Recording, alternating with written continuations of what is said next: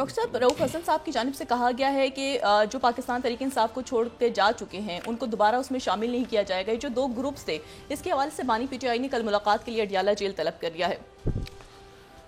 देखिए वहाँ से क्या खबर आती है, लेकिन इसमें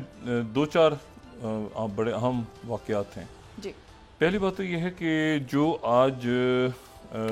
साबिक सेनेटर हिदायतुल्लाह साहब को निशाना बनाया गया है बाजोड़ में, और वो शहीद हुए हैं अपने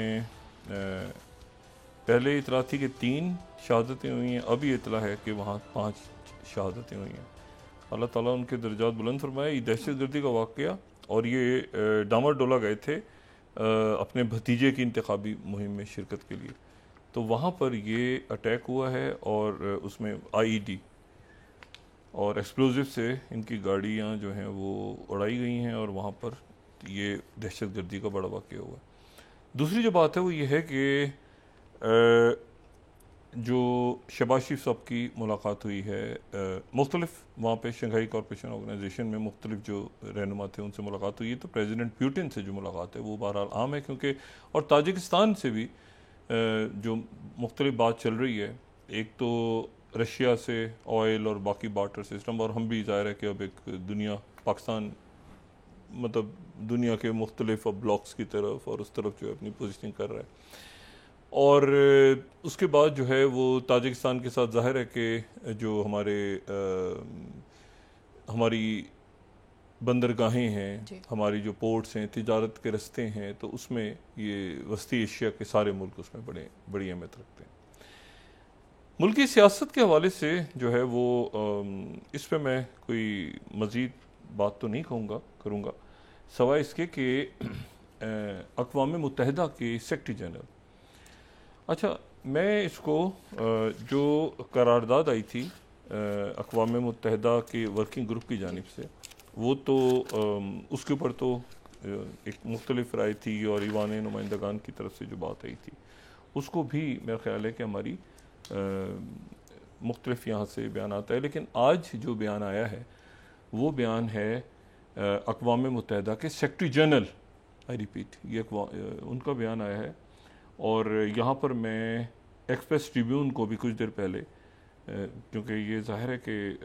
अक़वाम मुत्तहिदा के जो सेक्रेटरी जनरल हैं, एक्सप्रेस ट्रिब्यून हम 21 स्लाइड अगर दिखाएं तो उनका ये कहना है कि वो उम्मीद करते हैं कि इमरान खान साहब का जो गिरफ़्तारी का मामला है वो बख़ैर खूबी इन मामलात को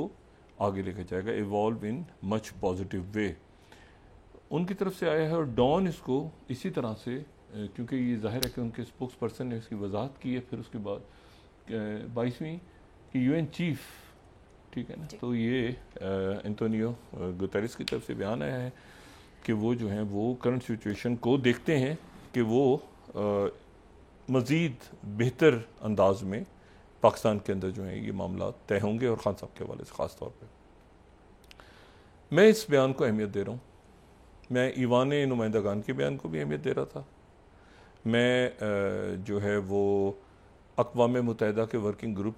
की तरफ से, और अब अक़वाम मुत्तहिदा के सेक्रेटरी जनरल की तरफ से ये बात कि इसको बख़ैर खूबी,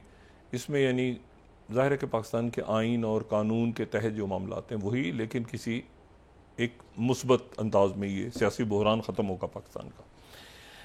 अच्छा, तो ये बात बहुत अहम है कि अब दुनिया हमारे सियासी बहरान को देख रही है, और दुनिया ये कह रही है कि आप कोई रास्ता, कोई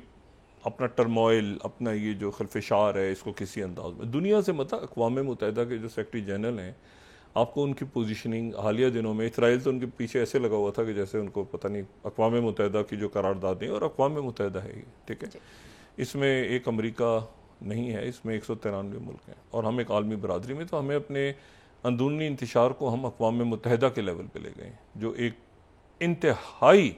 मेरा ख्याल है कि बहैसियत एक पाकिस्तानी मेरे लिए बहुत एक अजब सा मामला है कि इस वक्त जब हम मतलब महीनों या बरसों से बात कर रहे हैं कि जी आप अंदरूनी इंतशार को ख़त्म करें, तो अक़वाम मुत्तहिदा के सेक्रेटरी जनरल अभी बात कर रहे हैं। तो उसके नतीजे में हमारी सिक्योरिटी मुतासर हो रही है, उसके नतीजे में हमारी मईशत जो है, यानी कल जो 4 जुलाई है, 4 जुलाई की शब यानी 5 जुलाई की जब स्टार्ट तो 12 बजे से हो जाएगी ना, तो पेट्रोल पम्प्स बंद होने जा रहे हैं शायद, और वो हड़ताल पे जा रहे हैं, और पता नहीं मुज़ाकरात अल्लाह करे कल कामयाब हो जाएं। पेट्रोल पम्प की हड़ताल का मतलब है कि ये आपके जो बसें और डाइवू और मोटरवेज पे और इधर उधर सारे, और मतलब पूरा मुल्क रुक जाता है। तो उम्मीद है कि वो बात सुनेंगे और आवाम की परेशानियां जो हैं पहले ही उसमें पेट्रोल पम्प्स अपने जो भी खदशात हैं उसको किसी और अंदाज में मुज़ाकरात करेंगे, बजाय इसके कि परेशान हाल आवाम के ऊपर जो है वो पम्प्स बंद करके, मतलब उनके भी ज़ाहिर इश्यूज़ होंगे, ये नहीं कि मैं उनके इश्यूज़ को, लेकिन पम्प्स बंद हो गए तो फिर उसके नतीजे में तो पूरा मुल्क रुकेगा। तो उनको कोई रास्ता, और हुकूमत को भी कोई रास्ता निकालना चाहिए कि ये मामलात को संभालें। और बाकी जो है वो एहतजाज हो रहा है बजट के ऊपर, एहतजाज के अलावा तो कोई बात हो ही नहीं रही, और एक इंतशार सा है पूरे मुल्क में, एक हिजान की कैफियत है। अक़वाम मुत्तहिदा की सेक्रेटरी जनरल बयान दे रहे हैं कि आप इसको, इन मामलात को खुश असलूबी से, इसका मुनासिब लफ्ज़ ये हो सकता है कि पाकिस्तान के जो अंदरूनी इंतशार है, और ख़ास तौर पे जो खान साहब के हवाले से बात है, उन्होंने कि इसको खुश असलूबी से पाकिस्तान उम्मीद करते हैं वो, कि इससे ज़्यादा तो बात कोई कह नहीं सकता। तो ये उनकी तरफ से बात आ गई है। दूसरी जो बात है फिर दहशत गर्दी का वाक़या जो पेश आया है आज, और वो तो ये कांस्टेंट है, दहशत गर्दी तो कांस्टेंट है, और बाकी माशी दहशत गर्दी है जो अवाम के सर पे 200 अरब डाल दिए गए हैं, और उसके नतीजे में ऊपर पूरा छोड़ दिया एलीट को, और यहाँ तक ले गए सूरत हाल को कि दुनिया आपसे बात कर रही है। बड़ा अनयूजुअल स्टेटमेंट है अक़वाम मुत्तहिदा के सेक्रेटरी जनरल की तरफ से। बहुत अच्छे आदमी हैं, और बहुत मतलब है कि पाकिस्तान के बड़े अच्छे दोस्त हैं सारे, मतलब पूरी दुनिया में इनकी शख्सियत बहुत इज़्ज़त की निगाह से इनको देखा जाता है इसराइल के अलावा, क्योंकि वहाँ पर इतनी सख्त इन्होंने करारदादें, और वहाँ पर आपको पता है कि उनके ऊपर तो इल्ज़ाम लगा दिया था कि इनकी जो ज़ेली तंजीम है इनको रोका हुआ है वहाँ पर इमदादी तंजीमों को। तो बहरहाल ये अब देखें कि हम किस तरह से इस बहरान से निकलते हैं। अच्छा जी, पहले तो ज़रा शुरू करते हैं ना, ये जो इजलास हुआ है शंघाई कॉरपोरेशन ऑर्गेनाइजेशन का, जो इजलास जारी है, ये बहुत अहम है। उसमें उसकी वजह यह है कि ये रवायती, तो इसमें ज़ाहिर है कि अब एक शंघाई कॉरपोरेशन ऑर्गेनाइजेशन एक फ़ोरम है जो बड़ा इंपॉर्टेंट है, लेकिन उससे बहुत बड़ा, ये अगर रीजन था तो वो आप समझ लें कि वो एक ग्लोबल लेवल पे ब्रिक्स है, लेकिन ये जो रीजनल लेवल पे भी है, ये रीजनल लेवल पर भी अब रीजन कुछ फैल गया है, क्योंकि पहली दफ़ा इसमें बेलारूस बतौर एक रुकन आया है।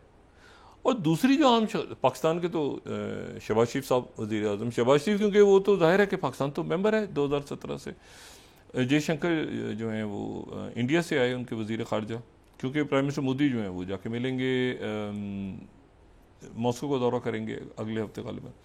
लेकिन जो इम्पोर्टेंट इसमें बात है वो ये है कि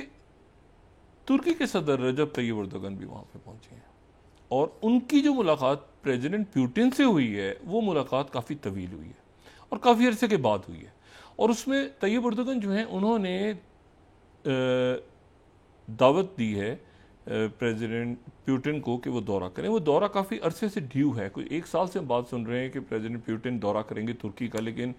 कई वजूहात की बुनियाद पे वो दौरा नहीं हो रहा। लेकिन अब जो है ये मुलाकात एक तो तवील हुई है। प्रेसिडेंट अर्दोगन जो हैं दुनिया के उन चंद रहनुमाओं में से हैं जो एक ही वक्त में बड़े क्लोज कॉन्टैक्ट रखते हैं पुतिन के साथ भी, प्रेसिडेंट पुतिन के साथ भी, और प्रेसिडेंट ज़ेलेंस्की के साथ भी। तो उनका एक बड़ा इंपॉर्टेंट रोल है इस पूरे, आपको पता है नेटो के जो मुल्क रेजिस्ट कर रहे थे यूक्रेन को, उसमें मतलब उसमें जो है वो बड़ा एक इम्पॉर्टेंट रोल हंगरी का था, टर्की का था, बाकी मुल्क सारे। तो ये जो है ये टर्की की बड़ी अहमियत, और टर्की में इस वक्त एक टर्मोइल है वो सीरिया के हवाले से वहाँ पे, क्योंकि और सीरिया पे टर्की और रशिया की पॉलिसी अलग है, लेकिन उसके बावजूद कई पॉलिसीज़ मुख्तलिफ हैं, कई पॉलिसीज़ पे एक साथ है मुल्क। तो ये बड़ी खूबसूरत सफारतकारी इस वक्त चल रही है। तो इस दौरान जो है ये मुलाकात काफ़ी इंपॉर्टेंट है, और प्रेसिडेंट जो पुतिन है उनकी मुलाकात शी जिनपिंग से भी, प्रीमियर शी जिनपिंग से भी इंपॉर्टेंट होगी।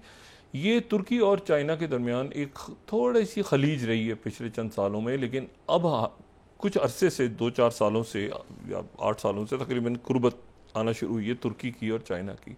और अब तुर्की तो बड़ा एक्टिव है मिडिल कॉरिडोर पे, ये जो बात मैंने पहले भी की थी, बेल्ट एंड रोड इनिशिएटिव का जो है वो उसमें बड़ा है।